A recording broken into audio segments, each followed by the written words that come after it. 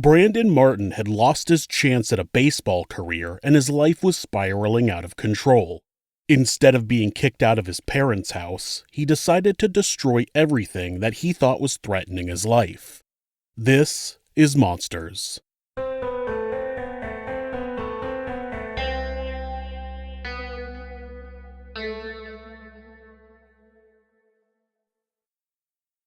Brandon Martin was born on August 24, 1993, and grew up in Corona, California.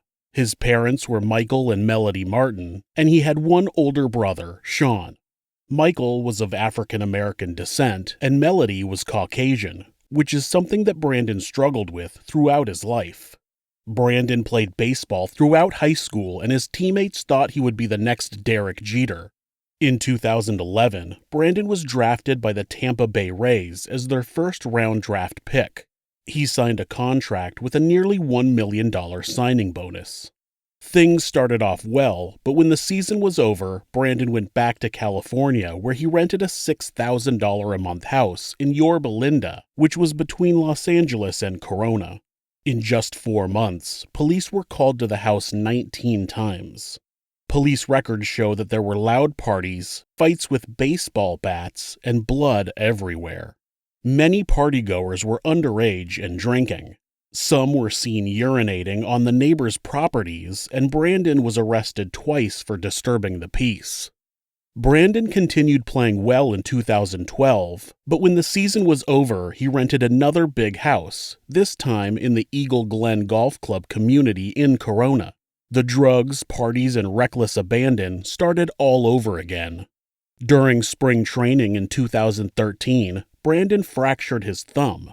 After he recovered, he was sent to Kentucky to play for the Bowling Green Hot Rods. After failing 3 drug tests for marijuana, he was suspended for the rest of the season. At spring training in 2014, his temper had grown. He would yell profanities at the coaches and was not able to take criticism. On February 5, 2014, Brandon assaulted his brother Sean, which resulted in him breaking a finger.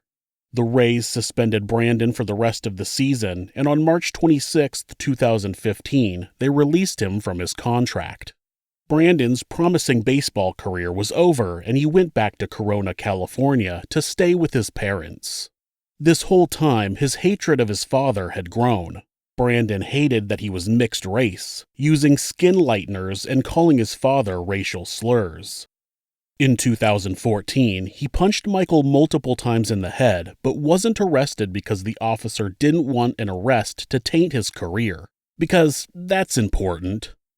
Michael Martin was not doing well physically. He was diabetic, and his nephew said he believed he was on dialysis. He had lost weight and wasn't able to walk. He spent his days in a wheelchair or in his living room armchair and was hardly able to move. On September 13, 2015, Brandon choked his mother, Melody, and held a pair of scissors to her neck. During his interrogation after his arrest, he described getting into an argument with Melody over cleaning his room, but he wanted to eat first and she wanted him to clean his room right away. Let me remind you that he was 21 years old at the time. He attacked her and ranted that he wouldn't be able to play baseball as long as his parents were alive.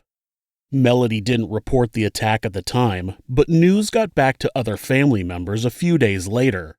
On September 15th, Sean called a cousin, Michael Anderson, who I'm going to call Mike as to not mix him up with Michael Martin, and asked him to come over to their house and beat up Brandon.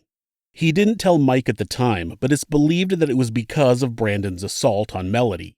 Mike didn't agree to the beating, but he called other family members and asked them to go over to the Martin home so they could figure out what they were going to do with Brandon. Mike testified that Brandon would not come out of his room to talk to them.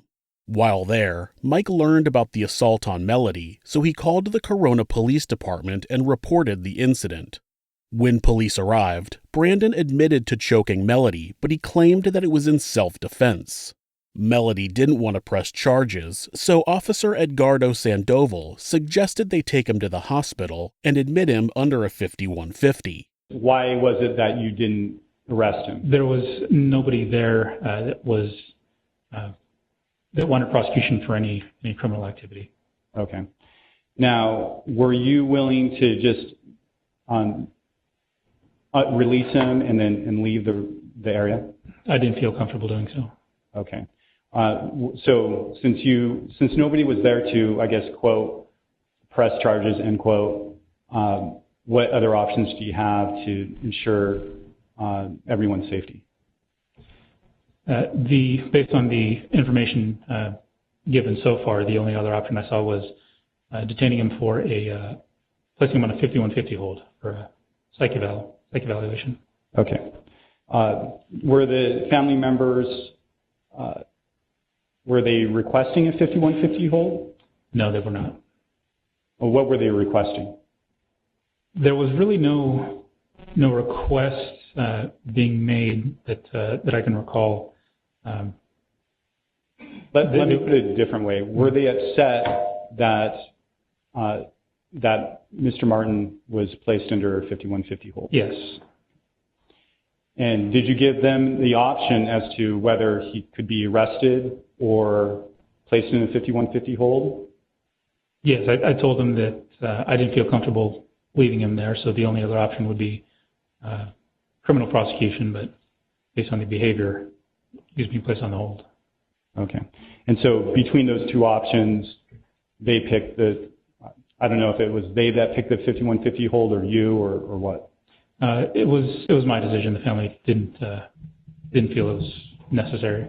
And they weren't cooperative in pressing charges for an arrest, is that correct? No, they were not. A 5150, besides being a mediocre Van Halen album, refers to the California law code for the temporary involuntary psychiatric commitment of individuals who present a danger to themselves or others due to signs of mental illness. Mike and Melody both opposed the 5150, but for different reasons. Did anybody from Brandon's family object to him being detained under a 5150? Myself, and I believe my aunt did as well. Your aunt, Melody? Yes, sir. Okay. And did that have anything to do with his baseball career? Yes, sir. Explain that. So my aunt didn't want something to show up on his baseball record. Okay. Why were you objecting for the same reasons? No, sir. Okay. Why were you objecting? Because I felt he needed to go to jail to keep him away from the family. Got it. The Martin family was under the impression that the mental health facility was supposed to hold Brandon for 72 hours. The law actually states that they can hold a person involuntarily for up to 72 hours. But the facility determined that he should be on mood stabilizers and that he didn't need to continue being detained. They prescribed him mood stabilizers and antidepressants and began processing his release. Melody pleaded with Riverside Mental Health to not release Brandon early, but they did anyway, and they failed to notify the family that they had provided Brandon with a bus pass to return to their home. Due to the early release of their son, Michael and Melody immediately called security company ADT to install a security system on their home as soon as possible. I'm a bit confused by the whole situation. Melody didn't want Brandon to be arrested or held for a psych evaluation because she was concerned about his baseball record, but she clearly knew he was dangerous because she wanted to get a security system installed as soon as she knew he was being released. On September 17, 2015, Barry Swanson, a contractor for ADT, arrived at the Martin home and began installing a security system. Brandon's uncle, Ricky Anderson, who was Mike's father, was also at the home making sure the Martins were okay and preparing to give Brandon an ultimatum about going to rehab. That same day, Brandon arrived at his parents' home and grabbed a black baseball bat that had his own name engraved on it. He approached Ricky Anderson and beat him with the baseball bat. When Barry Swanson approached Brandon and attempted to stop him, he was beaten to death with the baseball bat. Brandon then went into the living room, where his father was sitting in his chair, unable to move, swung the bat at his head, and killed him instantly. Michael's occupational therapist, Desiree Seagraves, testified to his condition. Mr. Martin was extremely debilitated. He usually sat in that brown chair. Can everybody see the brown chair? Everybody can see the brown chair. He usually sat in the brown chair. He had a hard time leaning forward because his back muscles were really weak. He was not able to reach forward at all. Normally, he would take the one hand to lift the other hand. Okay, indicating that he would use his right hand to lift his left hand to grab anything like liquid or anything left to the side of him. And he was wheelchair bound? He was wheelchair bound, chair fast, meaning basically he would go from the wheelchair, somebody would transfer him into a chair, and then that's where he would stay until somebody could transfer him back into the wheelchair. Okay. So he himself wouldn't be able to do the transfer, no. Okay. Now, when you said in terms of in order to move his arm, he would have to use the left or the right arm to help move the opposite arm. That's correct. Would he be able to raise his hand above his shoulder? Not without the assistance of the other arm. Okay. So if he wanted, say, to raise one hand above his shoulder, he would have to use the other one. That's correct. And would he even be able to do that? He could get it about shoulder height. Okay. That's about it. That's about it. Either arm. Now, in terms of, so he had decreased movement of his limbs. That's correct. Michael had absolutely no ability to defend himself. Ricky didn't die right away. Brandon dragged his body into the garage and left him there to die. Barry had been on the phone with Home Defender, a company contracted out by ADT, setting up the new security system. Records show that the company could hear the attack happen but didn't alert authorities. Family members would later file a lawsuit against Home Defender and ADT, stating, quote, "Despite being an alarm and security company and knowing the attack was ongoing, neither ADT LLC nor Home Defender Inc. alerted authorities," end quote. They played a recording of the phone call during the trial, and you really can't tell what's going on in the background.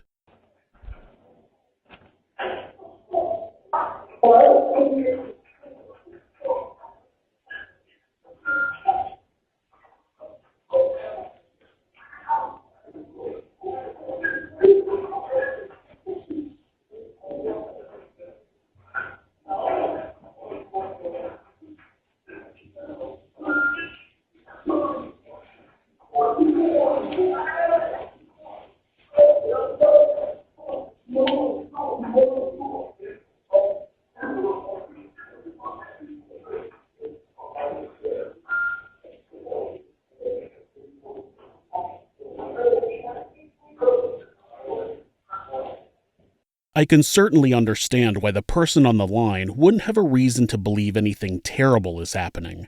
It just sounds like he put down the phone and something is going on in the background. Ricky was also on the phone with his son, Mike, at the time of the attack. When he heard a commotion and then the line went dead, Mike raced to the Martin home and discovered the bloody scene. Brandon had taken all three men's cell phones and wallets before fleeing in Barry's work truck, a white Ford Raptor. Sergeant Paul Gamache was the first officer to arrive on the scene. He and two other officers entered the house and cleared the scene. After finding an installation order with an ADT logo on it, Sergeant Gamache called the company to try to identify Barry. Once we finished clearing the house and had medical aid come in as quickly as we could, I went outside and called my dispatch center and asked them to find an 800 number for me for ADT security so I could contact them. Okay. Well, while you were there, did you find any car keys on or did you retrieve any wallets or car keys belonging to Mr. Swanson? No, sir. To Mr. Anderson? No, sir. Okay. Or to Mr. Martin? No, sir. Okay. So dispatch were asked to contact ADT to see if they had somebody working there that day. I actually asked for the phone number so I could call them myself to cut out the middleman. Did you talk to ADT? Yes, sir, I did. Okay. And were they able to provide you with the information at that time? No. Okay. Was there information that you provided them, and they were then going to research what had happened? Yes. Okay. Were you contacted at some point later by somebody called Michael Harvey? Yes, sir, I was. Okay. And who did Michael Harvey say he was? He said he was the son of Barry Swanson. Okay. Were you able to get information from Mr. Harvey regarding whether his dad was working as a ADT security installer? Yes. Same. Were you given information, just yes or no, regarding Barry Swanson working as ADT? Yes. Sergeant Gamache eventually got a call back from Barry's son, Michael Harvey, who gave him information about the type of vehicle his father drove. When paramedics were allowed to enter, Michael and Barry were declared deceased, but Ricky was still alive. He was taken to the hospital where he survived in a coma for 2 days before succumbing to his injuries. Detective Brad Voorhees was actually a detective for the Sexual Assault Division at the time, but he had experience working in the Homicide Division, so he was called in to help with the investigation. Was Ricky Anderson still at the scene when you arrived? No, sir. Or why not? I was told that he was transported due to his injuries to a local hospital. And at some point, did you go to the hospital or did another detective or officer go to the hospital? Another detective or an officer at a later time. I'm not sure who. So your role is basically seen at the Winthrop address, is that correct? Yes, sir. Were the other 2 bodies still at the scene when you arrived? Yes, they were. Now, why was it that Ricky was transported to the hospital, but Mr. Martin and Mr. Swanson were still at the scene? They were pronounced dead at their scene, and per protocol, they don't move the bodies once they're declared dead. Once a body is declared dead, do you even have jurisdiction to process the body or remove the body? No, sir. And where does that jurisdiction now lie? Notification is made to the Riverside Coroner's Office, who will then send a representative to assist in the investigation. Inside the house, Detective Voorhees saw Michael Martin lying in a pool of blood near the living room. Barry Swanson was laying in a pool of blood near the kitchen, and there was a trail of blood leading to the garage. In the garage was a pool of blood where Ricky Anderson had been left to die. Brandon had fled in Barry's truck, and did he flee the state? Did he flee the city? Nope. He went to Carl's Jr., an American fast food joint, and had dinner. Then he spent the rest of the night in the truck. It wasn't until the next morning that the white Ford Raptor was spotted. Officer Robert Behanez was driving an unmarked police vehicle when he saw a vehicle that matched the description of the vehicle described in a police bulletin that he had read the night before. The truck wasn't breaking any traffic laws, but he followed it while waiting on confirmation that the license plate matched their suspect.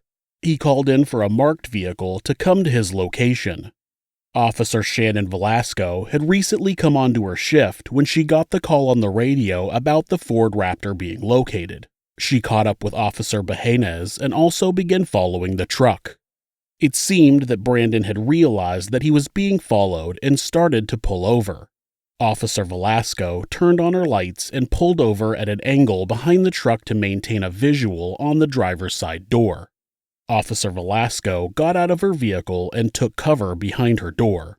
I yelled at him to put his hands outside the window, and in case he couldn't hear me, I also used my PA system that's inside our vehicle to put his hands out the window. And you said that the Raptor was no more than 1 car length, or no less than 1 car length in front of your vehicle. Is that correct? Yes. Was Officer Behanez also giving any commands? I don't remember, but I would imagine he would. Okay. But as of right now, you don't recall? As of right now, I don't remember. All right. That's fine. What commands are you giving to the driver?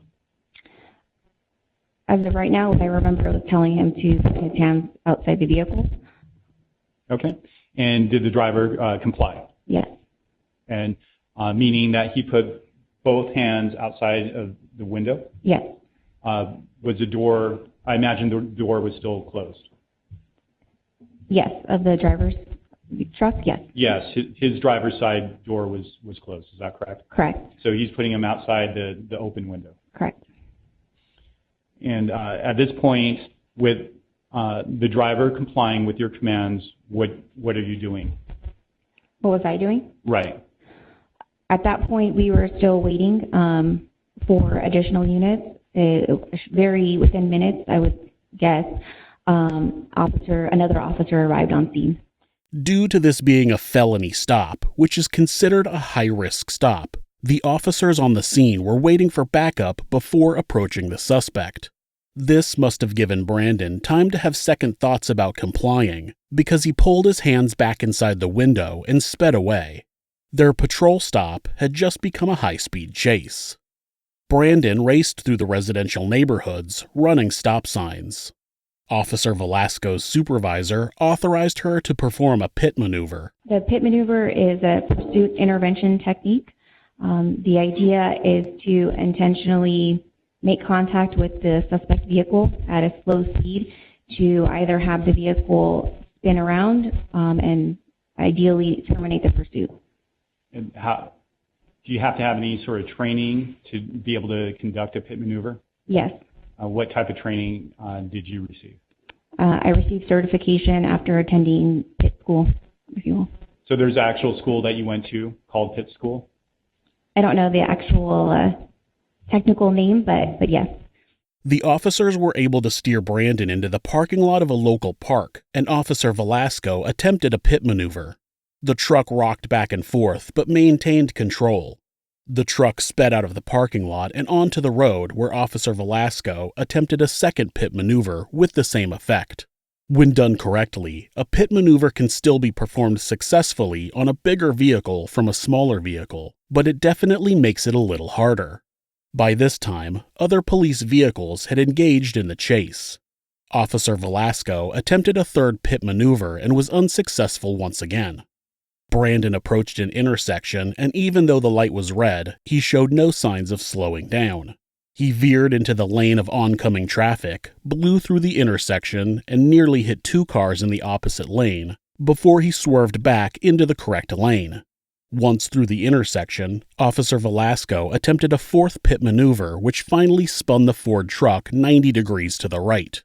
After I attempted the last pit maneuver, where the vehicle again did turn, Officer Driley was behind me. He came around to my right side, and he rammed the vehicle. Okay, and in the fashion, or basically what you see here in the photograph? Yes. So when Officer Driley rammed the Raptor stopped? Yes. And then Officer Beheeny's patrol vehicle stopped? I don't know where Officer Behenis went. His patrol vehicle stopped? Officer Driley's? Sorry, Driley. Yes, his vehicle stopped. Yes, okay. Brandon immediately jumped out of the truck and ran. Officer Velasco pursued him in her vehicle until he ran into a backyard and jumped a fence. She attempted to chase him on foot, but she said he was just too fast. The chase was being tracked over the radio, and other officers were setting up a perimeter, so Officer Velasco radioed in the location. She went back to the area of the stopped truck and maintained the scene. While there, she said she saw a little white dog get out of the truck.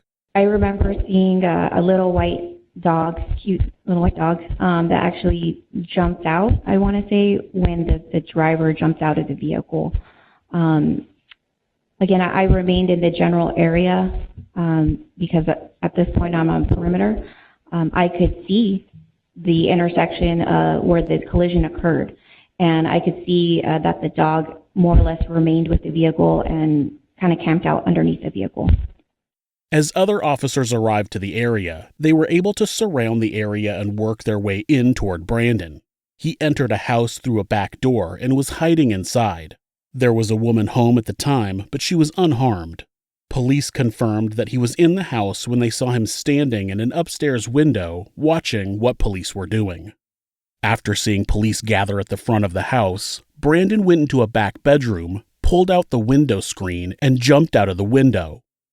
Canine Officer Corporal Jeffrey Bennett was on his way to Riverside to do a demonstration, but heard the call on the radio and requested permission to respond. He arrived on scene with his canine officer Dex and approached the back of the house. Brandon was still laying on the ground, but all they could see as they approached was his legs. In a situation like this, the canine officer takes the lead. Having multiple people give commands can be confusing to the dog. Corporal Bennett was able to reposition himself to where he could see all of Brandon. He was laying on his back, eyes open, looking up at the sky. His right arm was concealed behind his body. They couldn't see if he had a weapon and didn't want gunshots. 1 block east was a public school that was in session.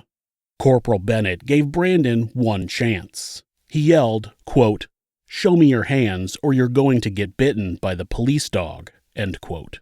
Corona Police Department, slowly show me your hands or you're going to get bit by the police dog. Okay. And did you receive any sort of response? No response or movement. When you did not receive a response, what did you do?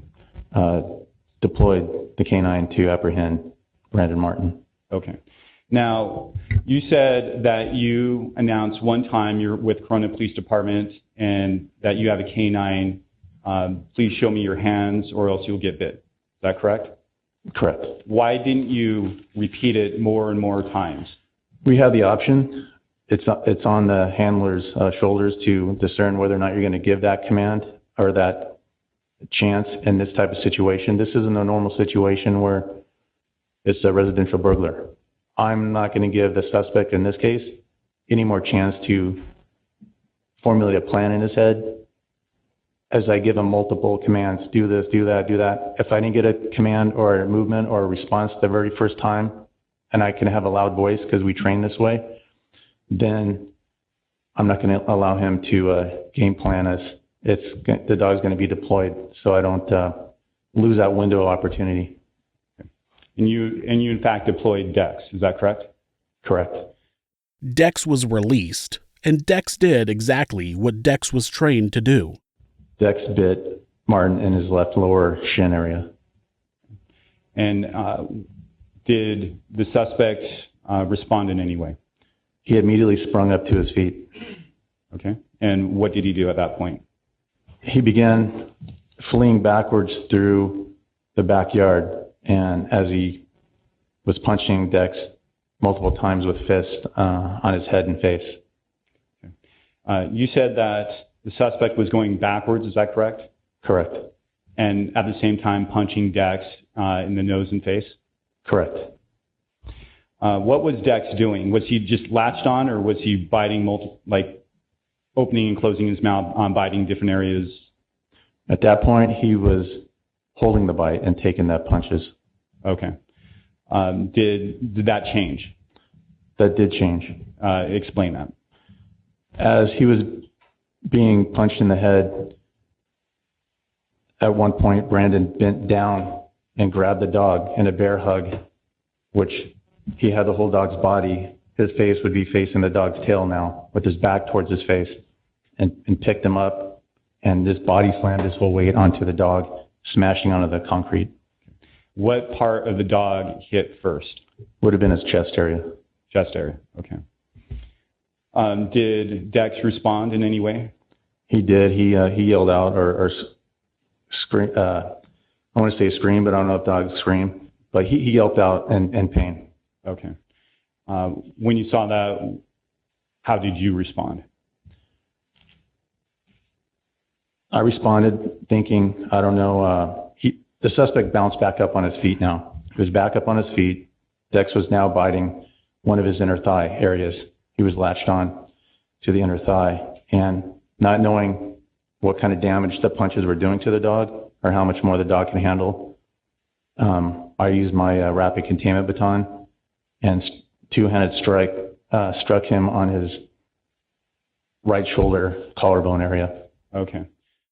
After being struck by the retractable baton, Brandon finally went down, but continued to struggle until the handcuffs were on. At that point, Dex was called off. Once the handcuffs were placed on him, the dog was removed immediately. Okay, so before he's handcuffed, the dog's still doing whatever the dog does to try to contain the suspect. That is correct. He'll stay on whatever body part he's on until the handcuffs come on. Okay. And then once the handcuffs went on, what did you do to now take Dex away? I physically removed the dog from Brandon. Okay. And Dex complied? Yes, he did. It turned out that Dex was okay, and he went on to serve 5 more years in the Corona Police Department's Canine unit.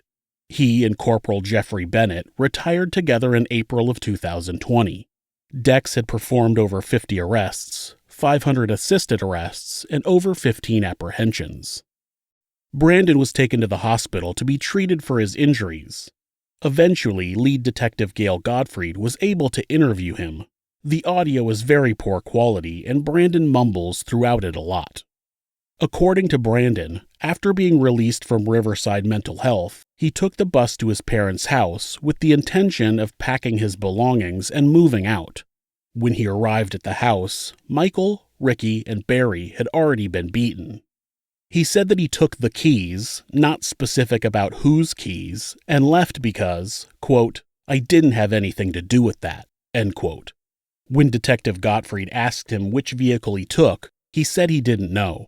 So he arrived at his parents' house, found his father, uncle, and another man beaten to death, took a random vehicle, and just left? He didn't call police or any family members? Not only that, but he headed to Carl's Jr. for dinner?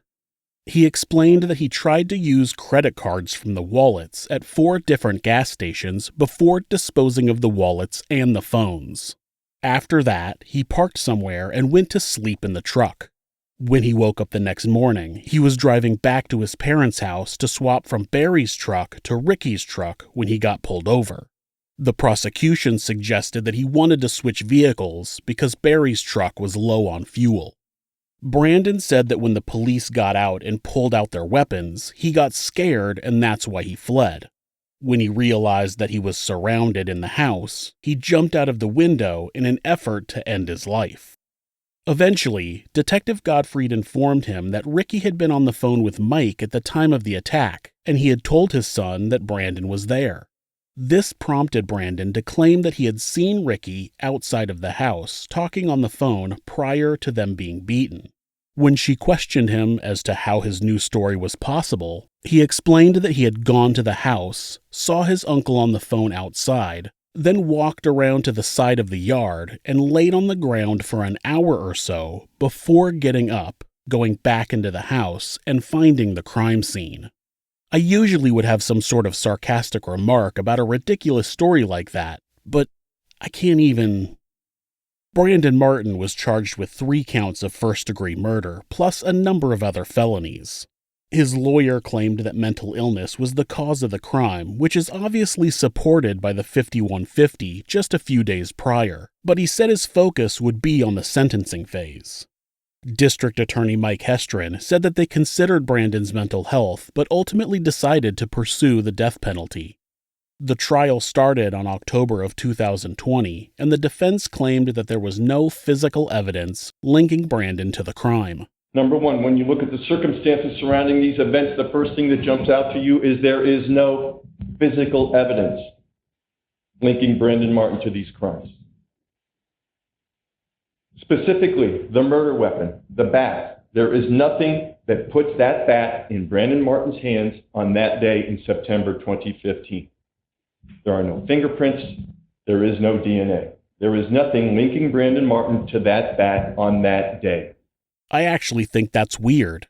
It's his bat, so I would expect Brandon's prints to be on it. The fact that his prints aren't on the bat suggests that he wiped the handle. When Brandon was arrested, his clothing, you can imagine it was processed. And what are they looking for? What would you look for? You don't have to be a forensic scientist. What would you look for after Brandon was arrested? Blood, right? You look to see, is there blood? Because we've all seen these crime scenes. We're all familiar with head injuries. What do head injuries do? They bleed. And if there's any question about that, the photos of the crime scenes answer that question. There's a significant amount of blood in that living room, in that kitchen area, and in that garage. Yet miraculously, none of it was on the clothing of Brandon Martin. Where was Brandon Martin for the 15, 18 hours after this act? He was basically living in that truck. He told Detective Gottfried when he was interviewed that he spent the night in the truck over by where he had tossed the wallet. You know they went over that truck with a fine-tooth comb. In fact, you saw some photos of the truck. I think we had the Carl's Jr. burrito wrapper was in there, among other things. No blood found in the truck. No physical evidence on his clothing. No physical evidence in the truck, where he spent basically all of his time. This whole part is ridiculous because he claims there's no evidence because Brandon didn't have any blood on him. Then he turns around and says Brandon had 15 to 18 hours to clean himself up. There was evidence in the bathroom that he had cleaned himself up before he left the house. He could have changed his clothes, put the bloody clothes in a plastic bag, and took them with him. They probably ended up in a garbage can at a gas station. He took the family dog with him when he left. I don't think he would have wanted the white dog to become covered in blood. I think he cleaned up so people wouldn't see him covered in blood. I think he initially took Barry's truck because it would be harder for police to get a description of it. I think Brandon knew exactly what he was doing after he murdered 3 people. Then, after his lawyer claimed that there was no evidence against Brandon, he talked about Brandon tossing the wallet. You know, the same wallet that belonged to a dead man. The defense also says that there are no footprints at the scene that match Brandon, but Brandon himself admitted to being at the scene. Not only when he supposedly found the scene, but he admitted to going through the victims' pockets and taking their wallets and cell phones. Now, it's true that there were no fingerprints or DNA matching Brandon to the crime, but there was too much circumstantial evidence to deny his guilt. The thing about circumstantial evidence is it's not about each individual piece of circumstantial evidence. It's about all of it as a whole becoming so unlikely that it's all just a big series of coincidences. Too coincidental to be a coincidence. And as I was listening to Mr. Jensen's closing remarks, I couldn't help think that what he's basically saying is that some unknown person went to that Winthrop address in the afternoon on some random Thursday. That unknown person somehow snuck into the residence without Ricky Anderson, Barry Swanson, and Mr. Martin, Michael Martin, knowing that he was there. Went inside that residence and looked around, grabbed a baseball bat that just happened to have Brandon Martin's name on it. And then just happened to go up to Ricky Anderson. And by surprise, this unknown person took the baseball bat and crushed in his skull over and over again. And at that time, when Barry Swanson is on that phone, goes over to try to assist or try to figure out what's going on, and only to meet his demise. And then that unknown person, with no motive whatsoever, decides to go and find a disabled person, Mr. Michael Martin, who's seated in a chair with no ability to defend himself, and take Brandon Martin's baseball bat and then proceed to crush in his skull as well. That random person, that unknown person, did not take any valuables from the house. That unknown person did all of this while Mr. Martin is asleep in the front yard. And that unknown person somehow leaves the residence and does not commit any other random killings that day. Too coincidental to be a coincidence. On November 4th, 2020, Brandon Martin was found guilty of 3 counts of premeditated murder. After a lengthy sentencing hearing, the jury chose not to sentence him to death, and he was sentenced to life in prison without the possibility of parole. If you're the victim of domestic abuse, please reach out to someone for help. Please call the National Domestic Abuse Hotline at 1-800-799-SAFE. That's 1-800-799-7233, or go to thehotline.org to chat with someone online. The great thing about this website is that, at any time, hitting the escape key twice will instantly take your browser to a Google search page. In the event the abuser is nearby, you can assure that you don't get caught trying to get help. If you're having feelings of harming yourself or someone else, or even just need someone to talk to, please contact your local mental health facility, call 911, or call Mental Health America, who operate the National Suicide Prevention Lifeline at 1-800-273-TALK. That's 1-800-273-8255. They're available 24 hours a day, 7 days a week. Be safe. Thanks so much for watching this video. You can help us out by hitting the like button or leaving us a comment. You can also subscribe to the show to ensure you don't miss an episode. Also, remember that if you'd like to support the show, the easiest way is to donate a few bucks at Buy Me a Coffee or check out some of our merchandise at Teespring. You can find information on how to do that along with links to our social media at thisismonsters.com. Thanks again.